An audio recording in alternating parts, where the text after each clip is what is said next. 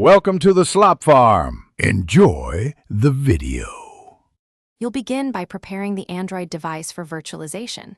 Enable developer options and USB debugging so tools can access the system. Once done, install a trustworthy VM host app and an ISO reader from your App Store. Make sure you have at least 20 GB free and 8 GB RAM for smooth performance. Download the Windows 11 ISO and confirm whether you need an ARM build or an x86 image with translation. This step sets the foundation. Do not skip the compatibility checks. Now you configure the virtual machine. Allocate 4 to 6 GB of RAM, assign 2 or more CPU cores, and create a 20 GB or larger virtual disk. Choose UEFI if offered.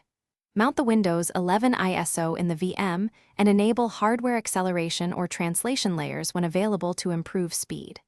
Start the installer, follow standard Windows prompts, create a user account, and then install VM tools or guest editions to enable touch, clipboard, and network integration. Expect this stage to take time depending on device speed. To finalize, update Windows and install any additional drivers or guest utilities to enable proper touch, audio, and network functionality. Make sure to adjust VM display resolution and input mapping for mobile use, and set file sharing to exchange documents between Android and Windows. If boot or performance problems appear, try reducing display resolution, enabling a swap file, or increasing allocated CPU cores if available. One key troubleshooting tip: confirm the VM app has